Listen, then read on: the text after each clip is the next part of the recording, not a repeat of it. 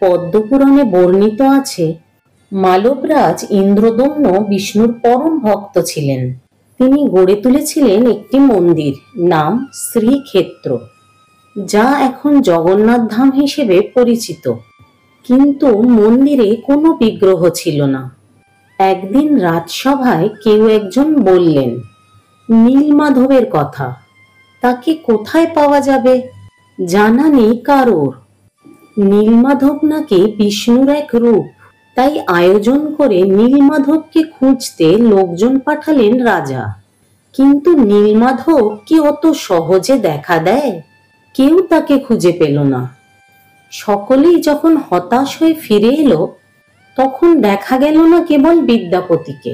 জঙ্গলে পথ হারালেন তিনি। হারিয়ে যাওয়া বিদ্যাপতিকে জঙ্গলে উদ্ধার করলেন শবররাজ বিশ্ব বসুর কন্যা ললিতা।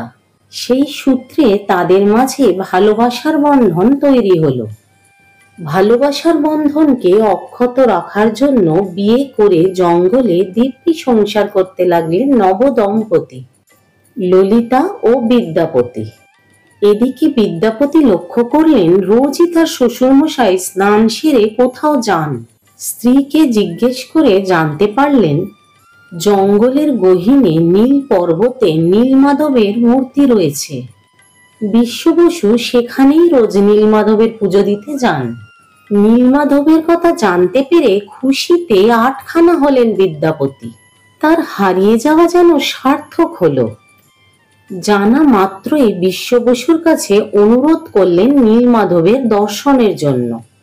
প্রথমে রাজি না হলেও নাছোড়বান্দা জামাইয়ের অনুরোধ শেষ পর্যন্ত মেনে নিতে হলো বিশ্ব বসুকে। নীলমাধবের দর্শন পেয়ে তখনই ভক্তি ভরে পুজো করলেন বিদ্যাপতি। আর তখনই আকাশ থেকে দৈববাণী ভেসে এলো, এতদিন আমি দিন দুঃখের পুজো নিয়েছি, এবার আমি মহা উপাচারে রাজা ইন্দ্রদম্নের পুজো নিতে চাই। নীলমাধব যখন স্বয়ং রাজা ইন্দ্রদম্নের পুজো নিতে চান, তখন কি আর দেরি করা যায়? চটজলদি খবর পাঠানো হলো রাজা ইন্দ্রদম্নের কাছে। রাজা মহা আনন্দে সব ব্যবস্থা করে হাজির হলেন জঙ্গলের মাঝে নীলমাধবকে নিয়ে যাওয়ার জন্য। কিন্তু জঙ্গলে পৌঁছানো মাত্রই আর কোনো খোঁজ পাওয়া গেল না নীলমাধবের। তখন আবার দৈববাণী শোনা গেল, সমুদ্রের জলে ভেসে আসবে যেই কাঠ, সেই কাষ্ঠখণ্ড থেকেই তৈরি হবে বিগ্রহ, অর্থাৎ নীলমাধবের বিগ্রহ। সবাইকে অবাক করে দিয়ে হঠাৎই একদিন সমুদ্রের জলে কাঠ ভেসে এলো।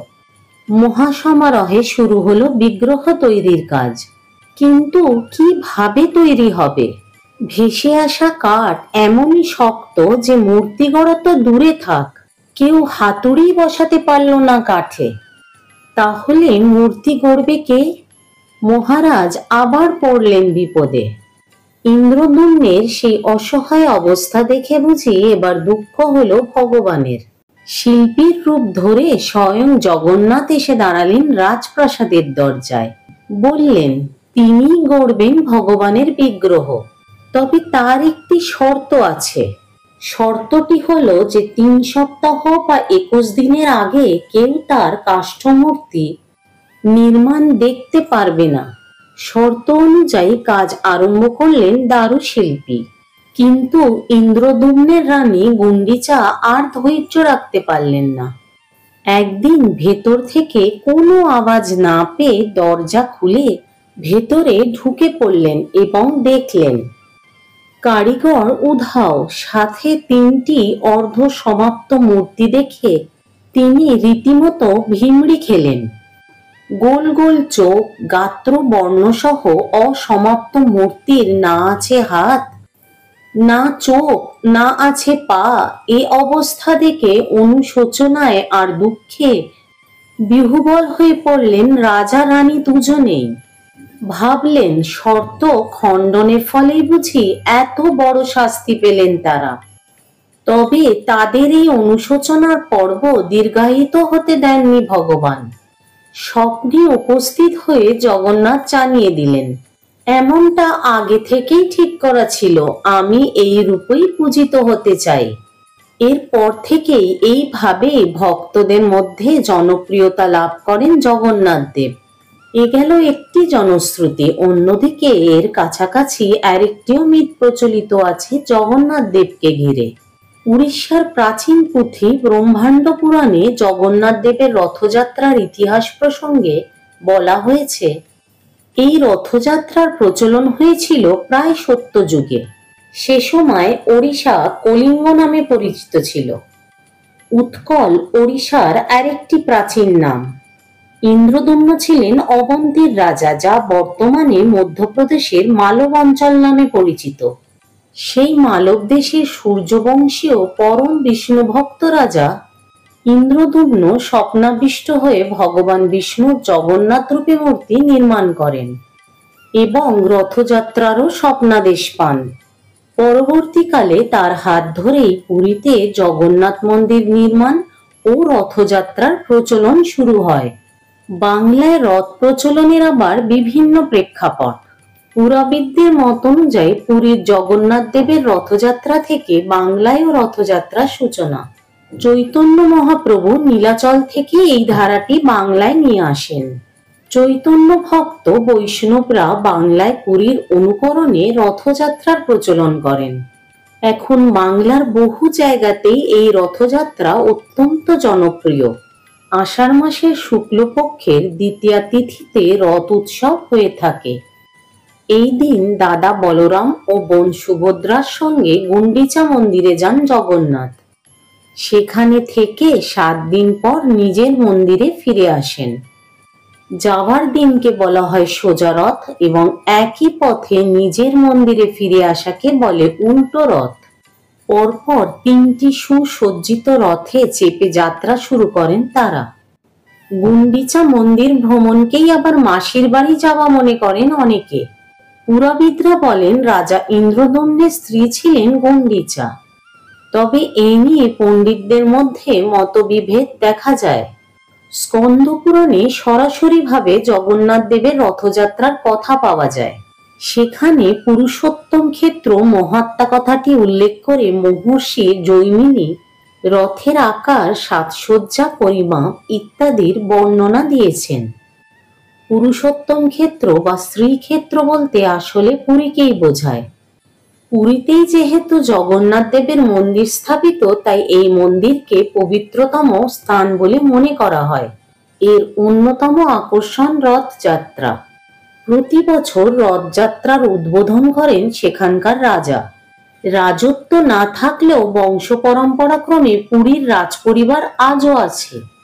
সেই রাজপরিবারের নিয়ম অনুসারে যিনি রাজা উপাধি প্রাপ্ত হন, তিনি পুরীর রাজা জগন্নাথ, বলরাম ও সুভদ্রা দেবীর পরপর 3টি রথের সামনে পুষ্পাঞ্জলি প্রদান করেন এবং সোনার ঝাড়ু ও সুগন্ধি জল দিয়ে রথের সম্মুখ ভাগ ঝাঁট দেন।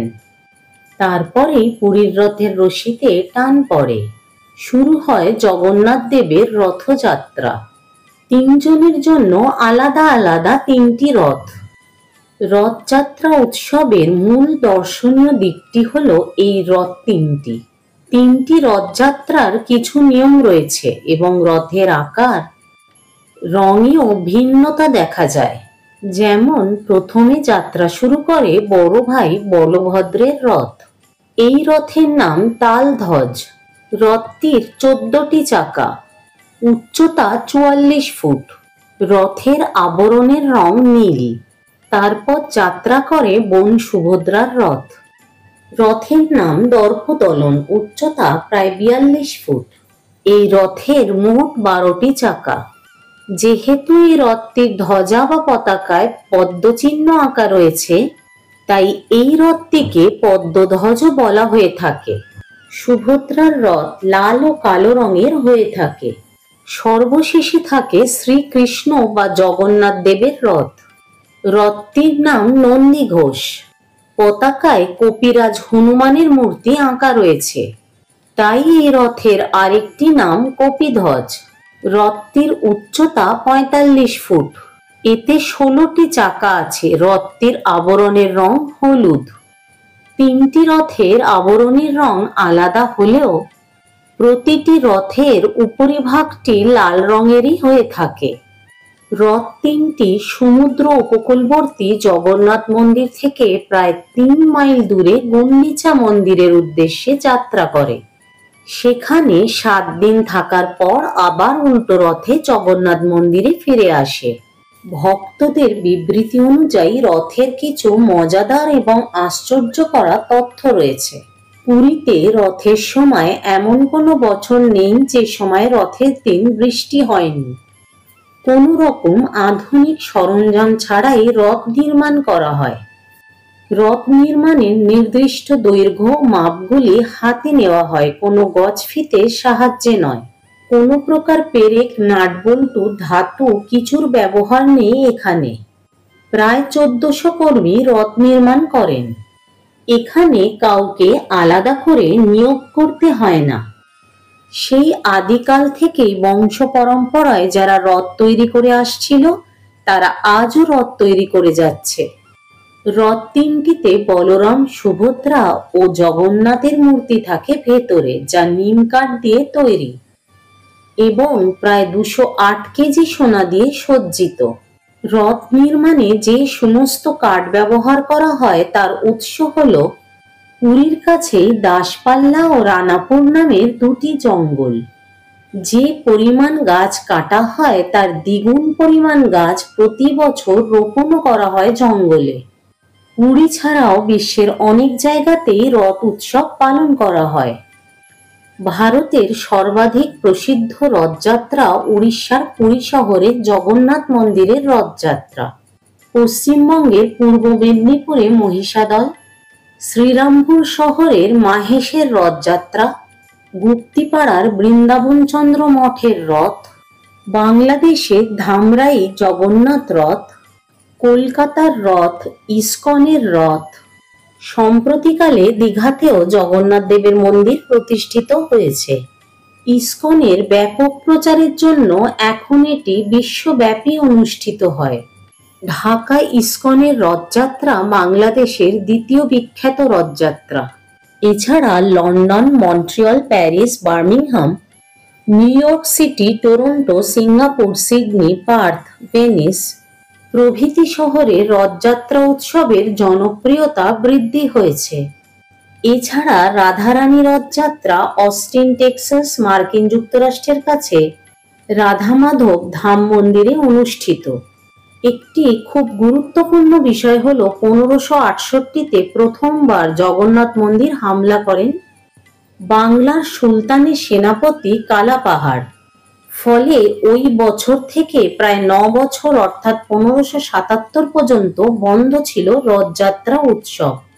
লক্ষ লক্ষ দর্শনার্থী রথ উপলক্ষে পুরীতে যায়। রথযাত্রা উপলক্ষ করে অনেক জায়গায় মেলা বসে। ছোট ছোট ছেলেমেয়েরা ছোট রথ সাজিয়ে নিজের বাড়ির কাছাকাছি রথ টানার রীতিও চলে আসছে। রথের দিন বিভিন্ন ধরনের ভালো খাওয়া দাওয়া করে মানুষ দিনটিকে আনন্দের সঙ্গে উদযাপন করে।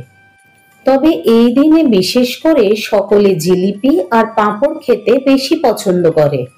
এই ছিল রথযাত্রাকে ঘিরে সকল লোকবিশ্বাস বা পুরাণে বর্ণিত পবিত্র গাথা। কেমন লাগলো জানিও। ভালো লাগলে লাইক করো, সাবস্ক্রাইব না করে থাকলে সাবস্ক্রাইব করো আর অনেক অনেক শেয়ার করো। সকলের কুশল কামনা করে শেষ করলাম।